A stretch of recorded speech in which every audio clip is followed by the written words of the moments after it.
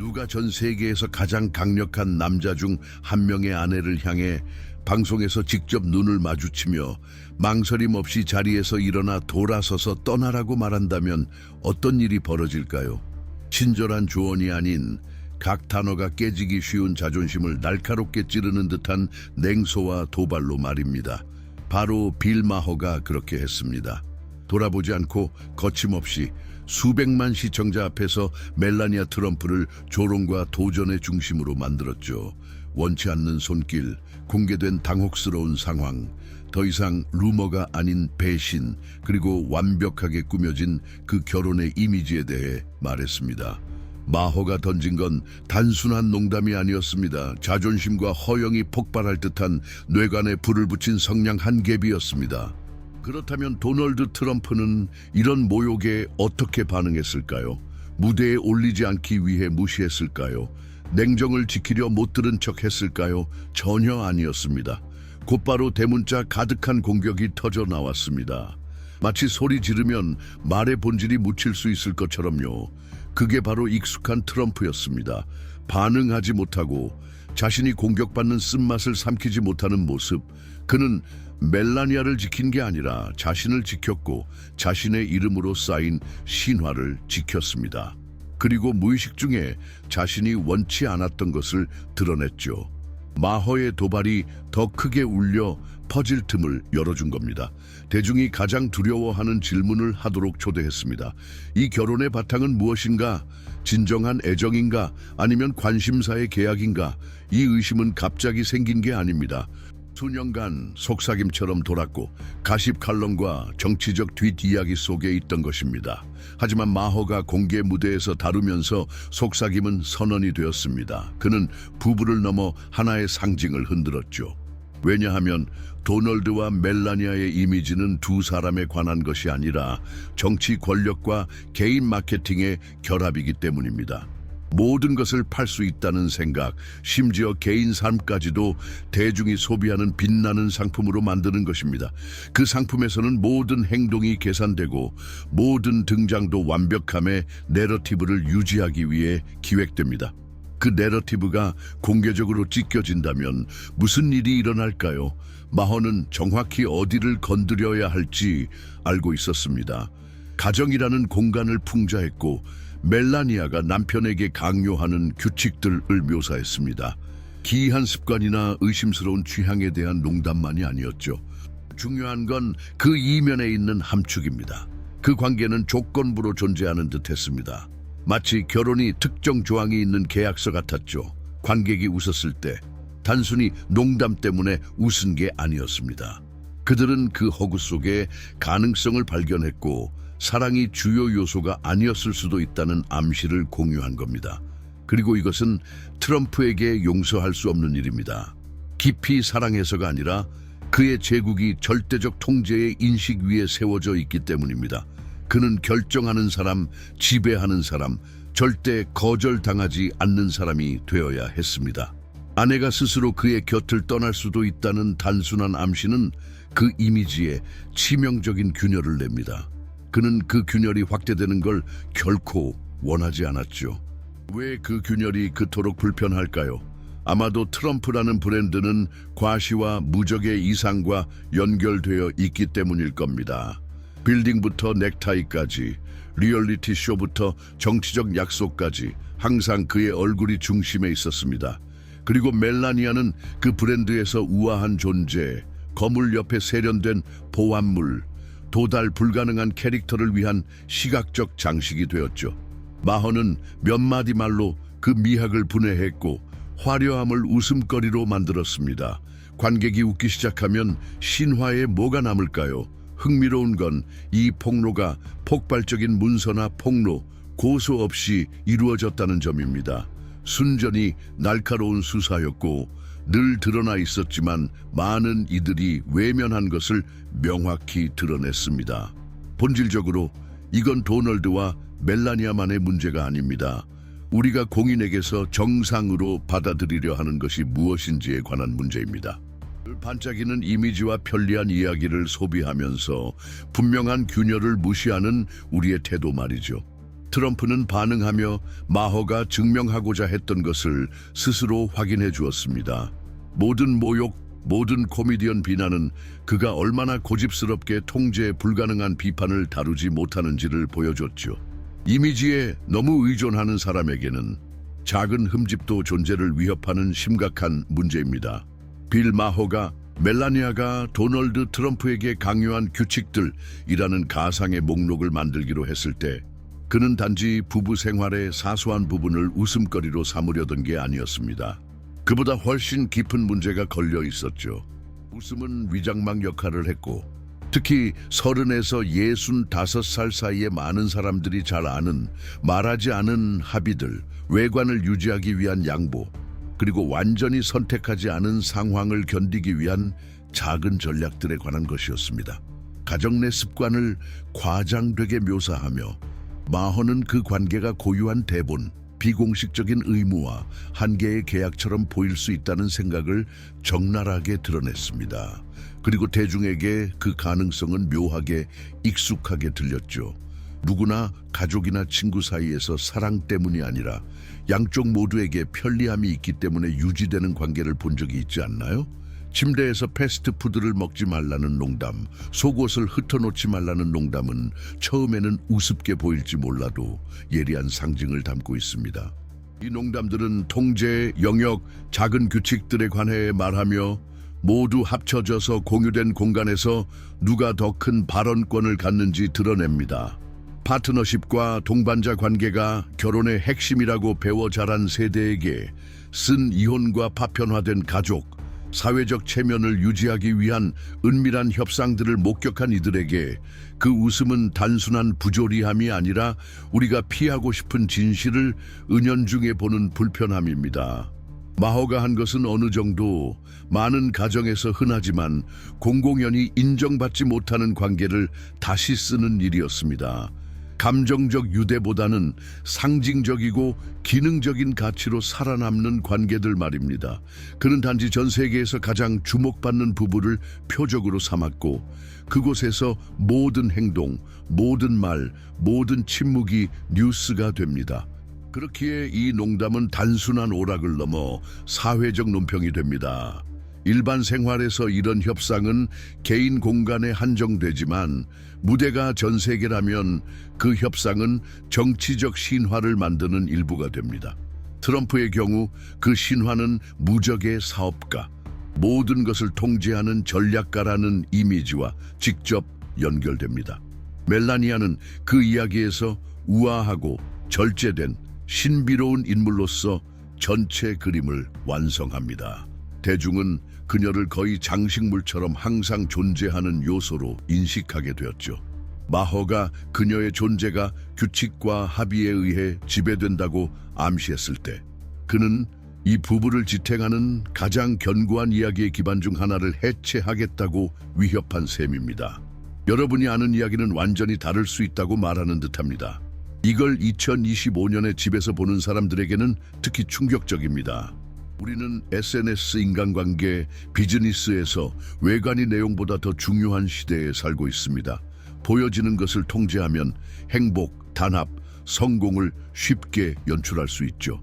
하지만 카메라 밖에서 벌어지는 일과 마주하기는 어렵습니다. 이 이미지와 현실의 거리는 공인에게만 국한된 일이 아닙니다. 얼마나 많은 동료, 이웃, 가족들이 웃으며 찍은 사진 뒤에서 조용한 위기를 견뎌내고 있습니까? 우리는 얼마나 자주 불편한 질문을 피하려고 스스로 아픔을 숨기나요? 마허는 이 지점을 건드리며 트럼프 부부를 넘어서 진실과 우리가 맺는 관계를 자극합니다. 절대적 진실이 아니라 우리가 충분하다고 받아들이는 진실의 버전을 말입니다. 많은 성숙한 사람들이 깨진 약속과 사라진 이상을 목격했기에 이 성찰은 고통스럽습니다. 편안한 이미지를 믿는 선택을 하면서 그 뒤에 숨은 것을 의심하지 않은 순간들을 되돌아보게 하니까요. 우리가 존경하는 안정성은 종종 우리가 감내하지 못할 양보 위에 세워졌다는 것을 기억하게 만듭니다. 트럼프의 경우 이 구축된 이미지는 단지 개인적인 게 아니라 정치적이고 상업적입니다. 브랜드인 셈이죠. 모든 브랜드가 그렇듯 일관성이 있어야 살아남습니다. 대중이 이야기의 진위를 의심하기 시작하면 그 브랜드는 가치를 잃습니다. 마허의 목록이 암시한 바로 그것입니다. 황금탑 꼭대기 삶이 생각만큼 완벽하지 않을지도 모른다는 것. 이미지에 의심이 많은 시청자들에게 이 암시는 새로운 질문을 불러일으킵니다. 무엇이 더 숨겨져 있을까? 어떤 이야기들이 신화에 맞게 꾸며진 걸까? 이 지점에서 도발은 단지 유명 부부에 관한 게 아니라 사회에 비치는 거울이 됩니다. 우리는 모두 편집된 현실 버전에 노출되어 있기에 정치, 미디어, 개인관계 어디서든 마찬가지입니다. 그 버전을 의심 없이 받아들이면 사람들과 우리 삶에 영향을 미치는 시스템을 진실로 이해하는 데서 점점 멀어지는 환상을 영속시키는 위험을 감수하는 셈입니다. 이 자각은 오랜 경험과 삶을 쌓은 이들에게는 불편할 뿐 아니라 표면이 빛나고 완벽해 보여도 더 주의 깊게 바라보라는 부름입니다. 결국 마허가 한 일은 단순한 웃음을 넘었습니다. 그는 대중에게 완벽하게 꾸며진 내러티브 뒤에 협상과 이해관계, 그리고 때로는 모순이 있다는 것을 인식할 기회를 주었습니다. 도널드와 멜라니아를 예로 든 건 우리가 우리 자신과 존경하는 사람들에 대해 만드는 이야기들의 연약함을 건드렸기 때문입니다. 준비된 말과 필터된 이미지로 가득한 세상에서 이 인식은 불편할 수 있지만 해방감을 주기도 합니다. 우리가 보여지는 것 이상의 것을 볼 권리가 있다는 걸 상기시키니까요. 바로 이 맥락에서 세계 무대를 형성하는 지도자들이 누구인지 이해하는 것이 중요합니다. 그들의 젊은 시절 특성을 이해하면 개인적 선택과 수백만 명에게 영향을 미치는 결정들을 연결하는 실마리를 볼 수 있습니다. 가정 신화를 해체하는 그 시선은 정치 신화를 해독하는 데도 쓰일 수 있습니다. 그래서 우리는 특별 전자책에서 도널드 트럼프와 시진핑 같은 대통령들의 권력에 오르기 전 여정을 탐구하며 오늘날 세계를 형성하는 긴장과 동맹을 설명했습니다. 전자책은 고정 댓글에서 확인할 수 있습니다. 도널드 트럼프를 둘러싼 헌신은 집회에서의 박수갈채나 SNS의 열광적인 메시지에만 국한되지 않습니다. 그 헌신은 이미 정치적 참여를 넘어 상징이 구체적 결과를 압도하는 단계에 이르렀습니다. 일부 국민에게 그는 행위와 상관없이 의미와 정체성을 보장하는 부적으로 여겨지는 듯합니다. 이런 상황에서 그의 생일을 국가 공휴일로 지정하고 그의 얼굴을 지폐에 넣으며 전쟁과 재건 시기에 역사를 만든 대통령들과 함께 바위에 새기려는 법안들이 등장합니다. 중요한 건 이런 찬사가 누가 제안하느냐가 아니라 병원이 문을 닫고 학교가 교사를 잃으며 공동체가 기본조차 유지하기 어려운 현실 속에서 왜 이런 아이디어가 받아들여지는가 하는 점입니다. 병원이 폐쇄되고 학교가 교사를 잃고 지역사회가 기본적인 삶을 유지하기 힘들 때 누군가를 그런 위치로 끌어올리는 논리는 무엇일까요? 이러한 숭배는 빈 공간에서 태어나지 않습니다. 지도자가 국가 문제를 해결할 유일한 인물로 자신을 제시하는 담론에서 비롯되며 수십 년간 쌓인 불평등과 제도 위기를 한 사람에게 집중시키는 듯한 이야기입니다. 경제적, 사회적 변화에서 소외감을 느끼는 이들에게 특히 매력적인 이야기입니다. 하지만 이런 약속이 법과 전통, 한계를 무시하는 태도와 함께할 때, 즉 지도자가 자신의 개인적 판단이 집단적 결정 기구보다 더 정당하다고 믿을 때 그것이 한 나라에 의미하는 바는 무엇일까요? 이 사고방식이 지배적이 되도록 허용하는 것은 위험합니다. 한 지도자가 제도를 장애물로 취급하고 민주주의의 기둥으로 보지 않을 때 신뢰는 무너집니다. 이것은 대규모 사건에서만 드러나는 것이 아니라 일상 정치에서의 작은 상호작용 속에서도 나타납니다. 판결도 내리지 않은 재판소의 신뢰 상실, 불편한 질문을 한 기자를 공공의 적으로 몰아붙임, 반대자를 국가 배신자로 낙인 찍음. 이런 일이 반복될 때마다 문명화된 토론을 유지하는 구조 일부가 무너집니다.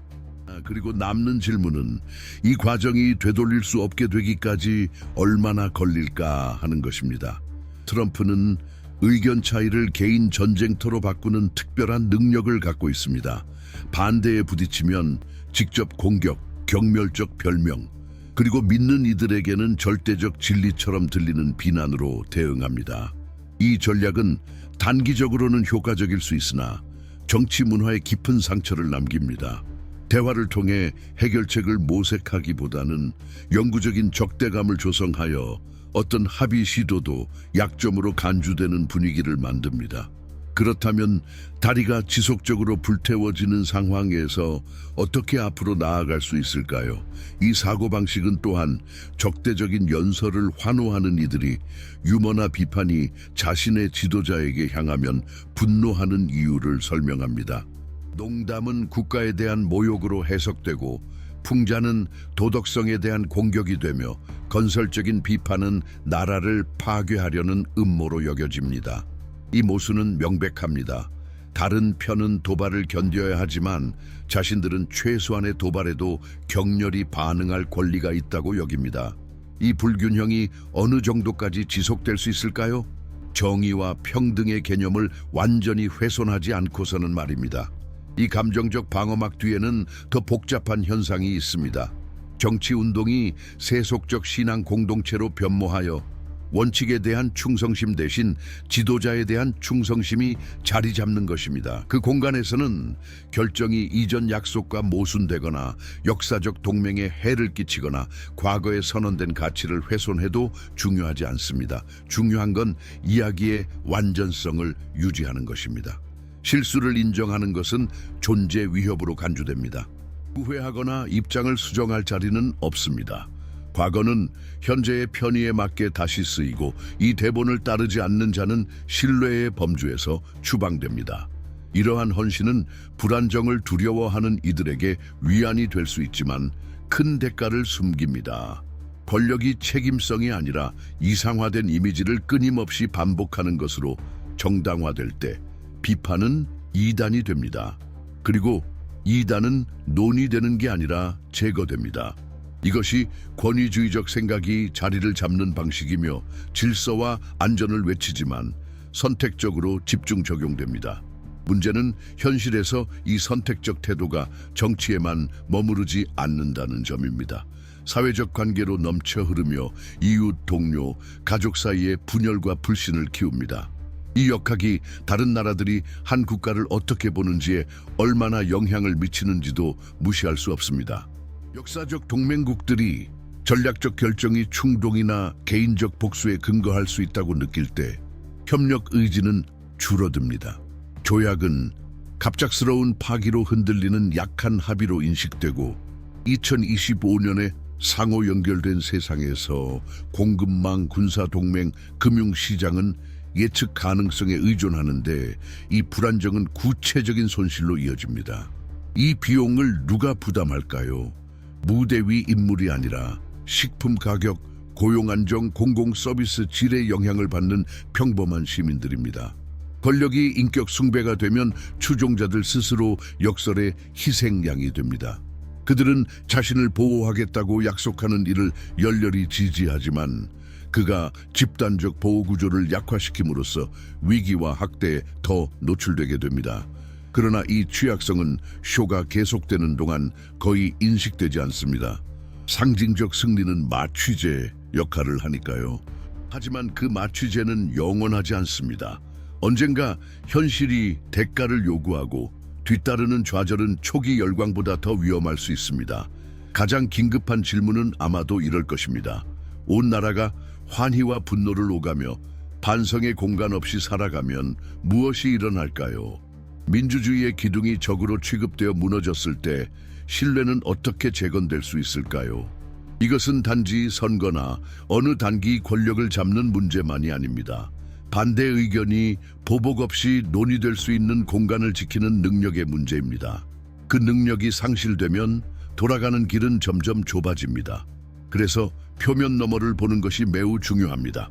지도자가 말하는 것뿐 아니라 한계와 비판에 어떻게 대응하는지를 이해하는 것이 그가 제시하는 미래에 대해 많은 것을 드러냅니다.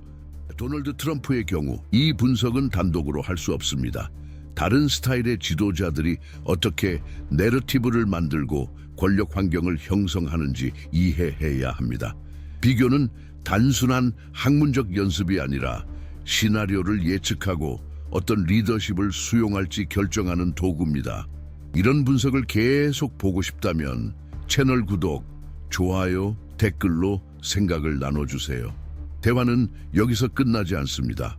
더 많은 목소리가 합류할 때 시작됩니다. 도널드 트럼프가 사법 체계를 향해 가하는 공격은 마치 자신이 앉아있는 의자를 천천히 톱으로 자르는 모습을 보는 것과 같았습니다. 그가 검사, 판사, 배심원들을 무자격하다고 비난하는 매번의 발언은 단순한 자기 방어가 아니라 수십 년 동안 정의의 개념을 지탱해 온 제도에 대한 국민의 신뢰를 완전히 무너뜨리려는 치밀한 시도였습니다. 증거나 법 해석에 관한 논쟁은 없었고 부패한 자들, 적들, 사기꾼들이라는 낙인을 반복하는 계산된 전략만이 존재했습니다. 이 말들의 울림은 증거 없이도 퍼지는 바이러스처럼 전국을 돌았습니다. 국민이 경기 심판을 믿지 않게 되면 무슨 일이 일어날까요? 경기는 계속될까요? 아니면 규칙 없는 싸움이 되어 더 크게 외치는 쪽이 이기는 무법천지가 될까요? 이것은 추상적인 고민이 아닙니다. 리더의 세계관이 나와 함께하는 자와 나를 반대하는 자의 이분법으로 축소되면 중립의 공간은 사라집니다. 그에게 맞서는 모든 기관은 공공의 적으로 낙인 찍히고 불리한 판결은 즉각 음모의 증거로 변합니다. 이렇게 집단에 봉사해야 할 기관의 역할은 왜곡되고 모든 것은 한 인물 중심으로 돌아갑니다. 바로 이 지점에서 정치적 조직은 눈에 띄지 않게 닳아 없어지기 시작합니다. 처음에는 무해해 보이는 실타래가 점점 찢어져 돌이킬 수 없는 균열을 만들죠. 그런 수준에서 파괴된 것을 다시 꿰맬 수 있을까요? 이 길을 걸었던 나라들의 역사는 정상으로 돌아가는 과정이 느리고 고통스럽다는 것을 보여줍니다.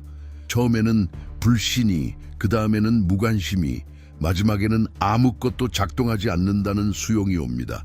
이 공백 속에서 기회주의자가 나타나 이전의 명확한 규칙과 절차로 보호받던 공간을 차지합니다. 법의 기초를 정면으로 공격하는 대통령이 있을 때 문은 열린 것이나 마찬가지여서 누구나 들어와 자신의 방식대로 규칙을 재설정할 수 있습니다. 가장 높은 자리의 사람이조차 남용을 막는 규범을 지키지 않을 때 무슨 일이 일어날까요? 그 리더가 무시하는 것을 다른 이들이 지키도록 요구할 정당성은 누가 갖습니까? 트럼프는 조사가 닥치면 검증 가능한 사실로 반박하기보다 왜곡된 정보를 쏟아내 공공공간을 과부하시키고 거짓과 진실을 구분하기 어렵게 만들었습니다. 목적은 명확하게 설득하는 것이 아니라 피로감을 조성하고 혼란시키며 무기력하게 만드는 것이었습니다. 서민들은 상충하는 여러 이야기에 혼란스러워하며 아마 이해하려는 노력이 무의미하다고 느끼기 시작했습니다. 이 피로감 속에 위험이 있습니다. 사람들이 답을 찾기를 포기하면 불편함을 해소해줄 그럴듯한 이야기라면 무엇이든 받아들이게 됩니다. 점차 이 전략은 방어용을 넘어 공격용 무기가 되었습니다. 더 이상 공격을 막으려는 게 아니라 제도에 대한 불신을 이용해 급진적 변화를 정당화하는 도구가 된 것이죠. 이 변화는 명확하고 폭넓은 개혁 형태로 나타나지 않고 언젠가 그 실체가 드러나는 겉보기에는 제한적인 조치들로 스며듭니다. 예를 들어 선거 무결성 보호를 명분으로 투표 접근성을 어렵게 만드는 법이나 행정 재편을 통해 행정부 권한을 집중시키고 입법부 감시를 약화하는 조치가 그렇습니다. 이런 게임이 진행되는 동안 누가 이를 감지할 수 있을까요? 이 부패는 국내에만 국한되지 않습니다. 국제 무대에서 지도자들과 외교관들은 모든 합의를 폐기 가능한 것으로 보는 상대와 협상할 가치가 있는지 의문을 품기 시작합니다. 조약은 국익에 더 이상 부합하지 않는다는 이유로 파기되고 이는 국가 명성에 미치는 영향을 무시한 것입니다. 외교에서 명성은 자본과 같아서 쌓는 데는 수십 년이 걸리지만 카메라 앞에서 한마디 실언으로 이룰 수 있습니다.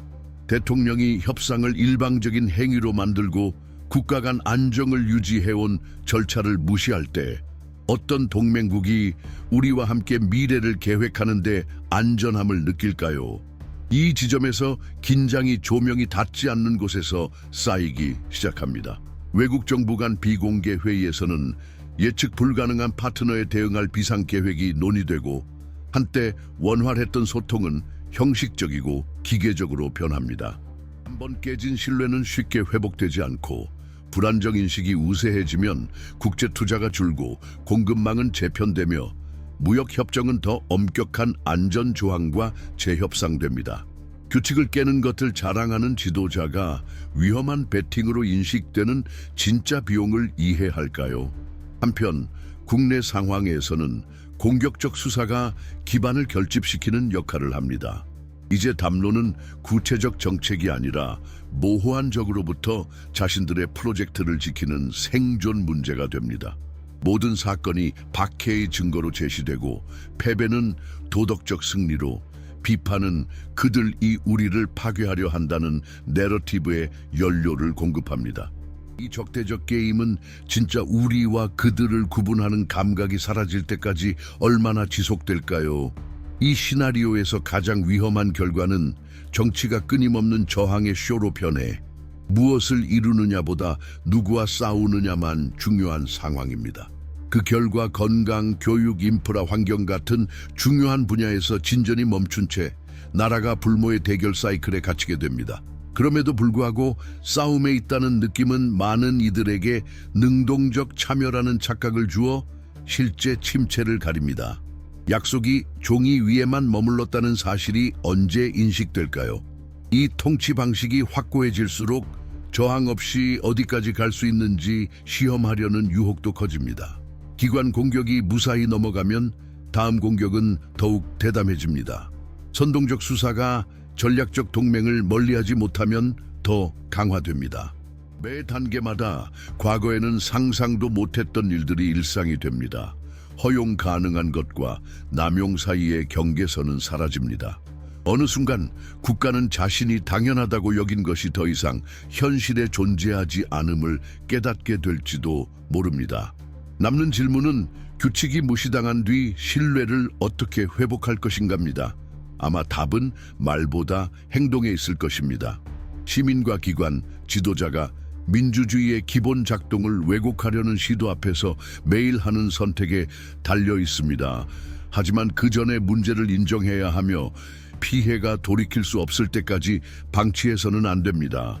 지나친 수사는 단지 열정적인 말투가 아니라 공동체 삶을 지탱하는 구조의 균열을 외면하는 것과 같습니다.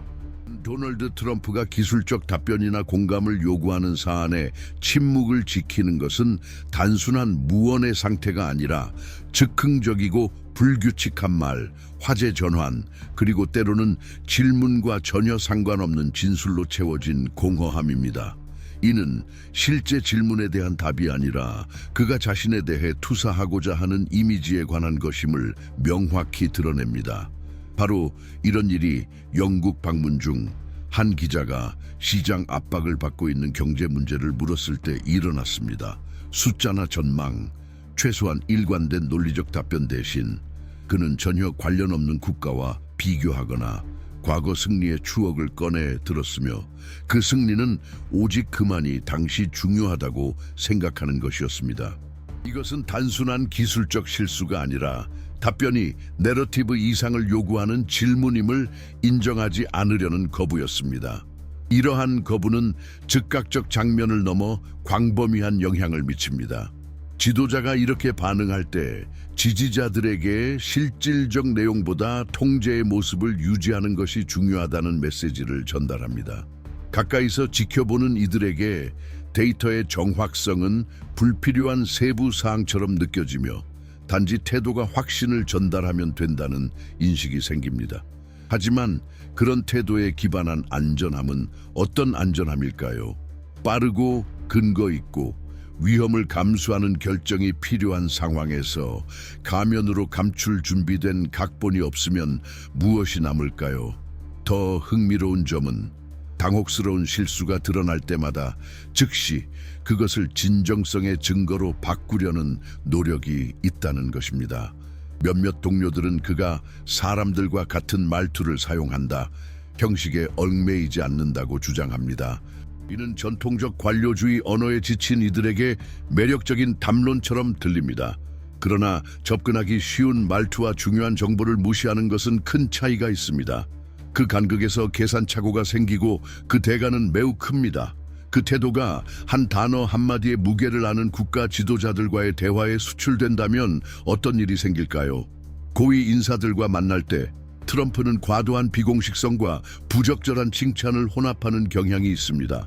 외국 외교관들 중 일부는 이 스타일을 당황스럽게 느끼며 그가 친밀감을 구축하려는 전략인지 단순한 개인적 승인 추구인지 알 수 없다고 말합니다. 한 번은 공식 만찬에서 그는 상해 장식에 대해 언급하며 의전 절차를 깼고 무역 협상이 주제인 자리를 완전히 벗어났습니다. 그 순간 긴장은 직접적인 갈등이 아니라 중요한 외교적 순간이 일시적인 잡담으로 축소되는 당혹감에서 나왔습니다. 이런 환경과의 불일치는 반복되는 습관으로 악화됩니다. 그는 모든 주제에 아무리 복잡해도 자신의 개인사와 연관짓습니다.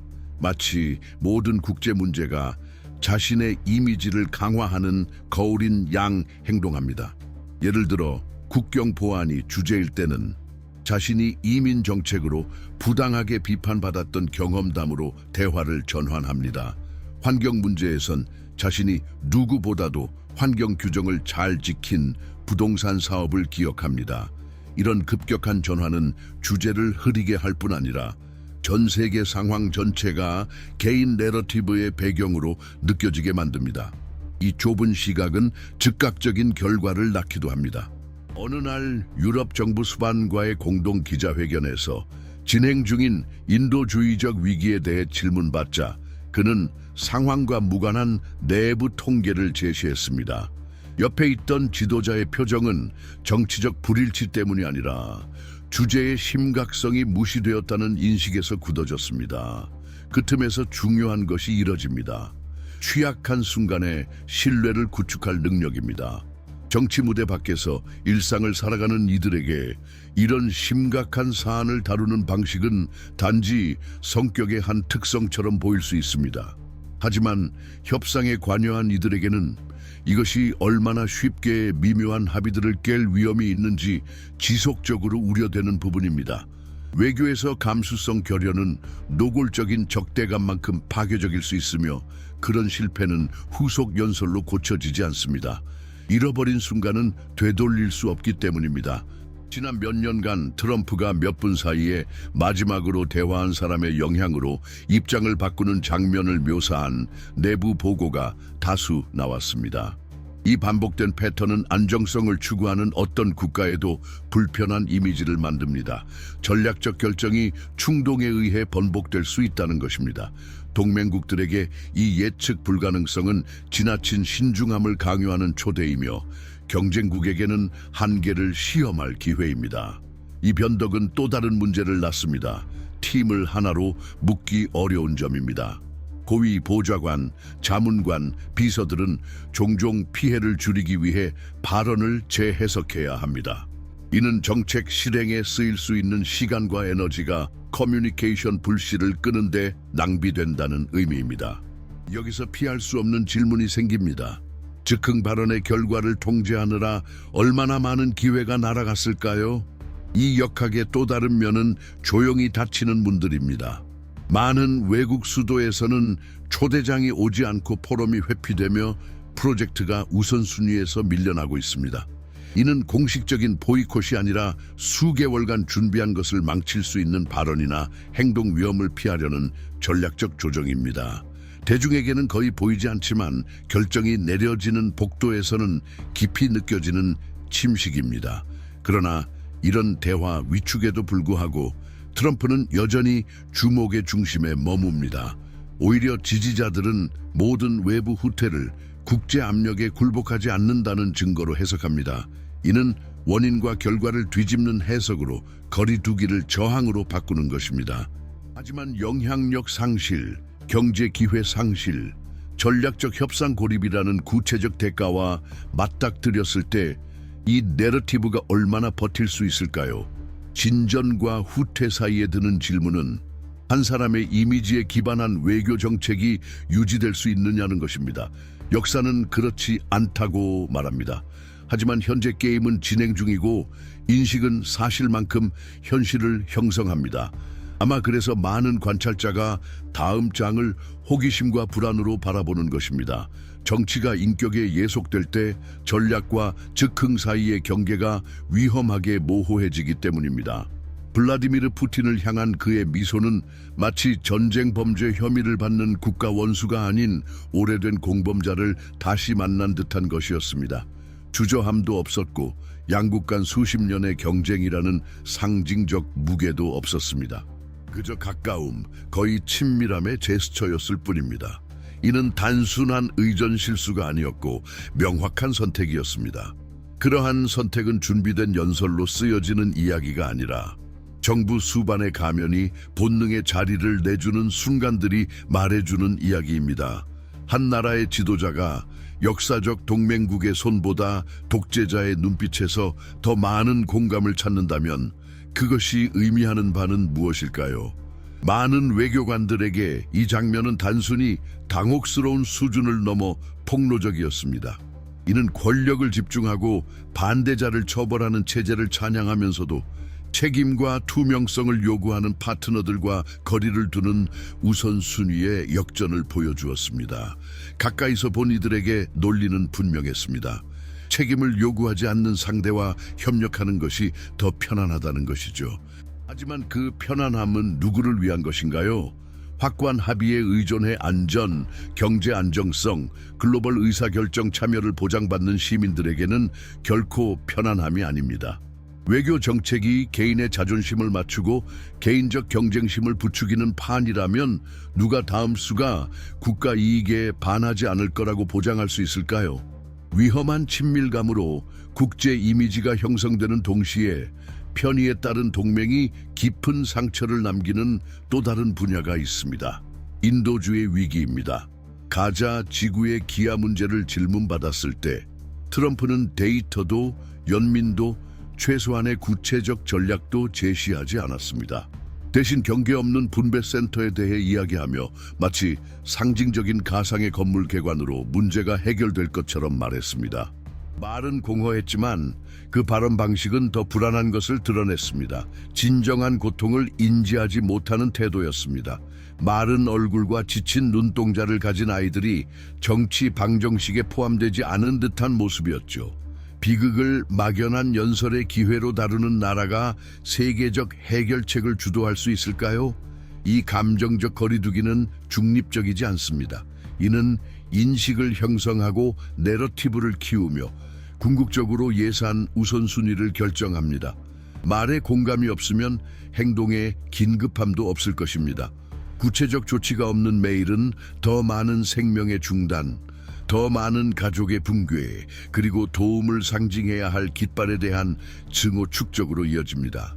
이 순환은 무관심으로 시작해 공개적 적대감으로 끝납니다. 그 사이에 떠오르는 질문은 몇 명의 동맹이 정책 불일치가 아니라 무관심 때문에 잃게 될까요? 국내에서는 이런 태도가 다른 형태의 침식을 낳습니다. 잔혹함의 일상화입니다. 지배적인 내러티브가 엄격함을 효율성과 연결 지을 때 과거라면 용납되지 않았을 정책들이 리더십 증거로 여겨집니다. 국경에서 가족 분리가 그 예입니다. 수천 명에게 가해진 신체적, 정서적 폭력뿐 아니라 공개적으로 비례성이나 인간성을 무시하는 변명으로 옹호되었기 때문입니다. 고통을 정치적 주장으로 전환하는 것은 무감각함을 넘어 시민들이 즉시 혐오했을 조치를 얼마나 참을 수 있는지를 시험하는 척도입니다. 그 시험이 성공하면 다음 단계는 더 극단적이 되는 것을 막을 수 있을까요? 한편 배후에서는 보좌관과 외교관들이 즉흥 발언과 모순된 태도의 부작용을 관리하려 합니다. 아침에 한 약속이 오후에는 부정되고 동맹에 대한 강한 비판이 다음 날 회의 초대로 뒤바뀌는 일이 반복됩니다.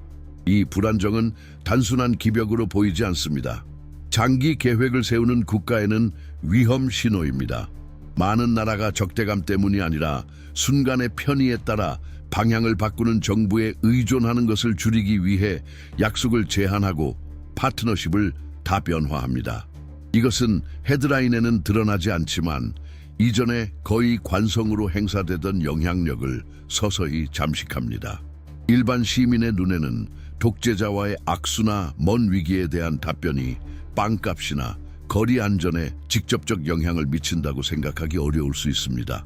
하지만 이 연관성은 존재합니다. 비록 간접적일지라도 취약한 외교 관계는 무역 협상에 영향을 주고 투자 흐름을 바꾸며 군사 전략을 재정의할 수 있습니다. 그리고 개인적 이익 필터를 거친 모든 결정은 곡물을 수출하는 농부부터 수입 의약품에 의존하는 가정까지 영향을 미치는 파동을 일으킬 잠재력을 가집니다. 또 한 층이 있습니다. 규범을 무시하는 대통령을 지켜보는 권위주의 지도자들의 인식입니다. 그들에게 이는 약점이 아니라 전진할 공간이 있다는 신호이며 한계를 시험하고 균열을 탐색할 기회입니다. 그리고 대가 없이 이루어진 양보는 이런 해석을 강화합니다. 개인적 관계 때문에 엄격함을 포기하면 미래의 양보가 합법적 협상의 일부가 아니라 암묵적 의무로 요구될 문이 열립니다. 이것이 미래에 어떤 선례를 남길까요? 해외에서 이미 닫힌 체제에 대한 관용과 국내에서 점점 커지는 상반된 인식이 공존합니다. 일부 국민은 이를 세계적 압력에 맞선 독립으로 보고 다른 일부는 수십 년간 쌓아온 외교적 토대를 무너뜨리는 자발적 고립으로 봅니다. 이 인식 충돌은 단순한 논쟁을 넘어서 분열을 낳습니다. 정당과 가족, 공동체를 가로지르며 정치 대화마다 지배적 내러티브를 놓고 싸우게 만듭니다. 내러티브가 초점이 되면 사실은 이야기하는 사람의 편의에 맞게 유연하게 바뀝니다. 그 유연성에는 대가가 있습니다. 같은 사건에 대해 상반된 버전을 받아들이는 사회는 가장 긴급한 문제조차 합의를 형성하지 못합니다. 무슨 일이 있었는지조차 동의하지 않으면 무엇을 해야 할지 정렬할 수 있을까요? 이런 환경에서 인식 조작에 능한 지도자들이 번성합니다. 그들의 제한 힘이 아니라 인구를 분열시키고 서로 다른 버전을 논쟁하게 하며 구체적 결정은 공공 감시 없이 내리는 능력으로요. 따라서 이 사안에서 걸려있는 것은 한 남자나 임기의 명성만이 아니라 나라가 세계에서 스스로를 어떻게 위치시키고 경계를 넘는 도전에 대응하기 위해 내부를 어떻게 조직하는가 하는 문제입니다. 팬데믹, 기후변화, 이주 흐름, 사이버 위협은 다음 선거나 뉴스 주기를 기다리지 않습니다. 그들은 계속 다가오며 이에 대응하려면 카리스마나 투쟁심 이상이 필요합니다. 더욱 중요하게는 일관성, 명확성, 그리고 자신의 이미지보다 더 큰 무언가에 대한 헌신입니다. 먼지가 가라앉고 분쟁의 소음이 멈추면 무시할 수 없는 질문이 남습니다. 남겨진 유산은 어떻게 다뤄질 것인가? 여기서 말하는 유산은 전통적인 의미, 즉 눈에 보이는 업적이나 성취가 아니라 정부와 국민 사이, 국가와 국제사회 간의 관계에 남아있는 보이지 않는 흔적들입니다. 한번 깨진 신뢰는 진부한 문구나 준비된 연설로 다시 세워지지 않습니다. 그 신뢰를 재건하려면 인내와 확고한 행동이 필요하며 무엇보다 스스로의 실수를 인정할 용기가 요구됩니다. 역사를 왜곡해 숨기려 하지 않고 말입니다. 과연 몇 명의 지도자가 이를 감당할까요? 몇 명은 단지 말을 바꿔 과거를 지우려 할 뿐 아닐까요? 폭풍이 지나간 후 국가는 시험대에 오릅니다. 정점에 있을 때가 아니라 취약함과 불확실성의 시기를 어떻게 극복할지 결정할 때 말입니다. 사회는 선택해야 합니다. 무한한 우상화와 실망의 순환을 받아들일 것인가? 아니면 개인 숭배가 아닌 일관성과 성과로 자신을 지탱하는 지도자를 요구할 것인가? 이 도전은 깊습니다. 단순히 인물이나 정당을 교체하는 문제가 아니라 지도자를 존재감의 강도 대신 행동의 견고함으로 평가하는 정치 문화를 바꾸는 일입니다. 미래를 보려면 과거도 주에 깊게 돌아봐야 합니다. 원한이나 앙심을 키우기 위해서가 아니라 우리 삶을 이끈 길을 이해하기 위해서입니다. 역사의 중요한 순간에 국가는 지도자의 결정이 공허에서 나오지 않음을 깨달아야 했습니다. 그 결정은 그들의 성장, 두려움, 야망, 권력과 취약성 사이에서의 경험의 산물입니다. 정치적 혹은 지정학적 현상을 이해하려면 즉각적인 결과만 보는 것이 아니라 그 생각들이 처음 형성되기 시작한 시점으로 돌아가야 합니다. 그들이 나중에 전 세계에 영향을 미친 결정을 내리기 전의 순간 말입니다. 그래서 이 성찰의 끝에서 분명해집니다. 우리가 말하는 것은 특정 인물이나 시기가 아니라 다양한 얼굴과 억양 아래 반복되는 패턴입니다. 그 패턴이 국가들이 권력이라는 복잡한 판 위에서 자신을 배치하는 방식을 결정합니다. 진정 다음 이야기를 이해하려면 헤드라인을 따라가거나 이미 벌어진 사건에 반응하는 것만으로는 부족합니다. 리더들의 젊은 시절부터 공개되지 않은 배후 협상까지 완전한 역사를 아는 것이 필수입니다.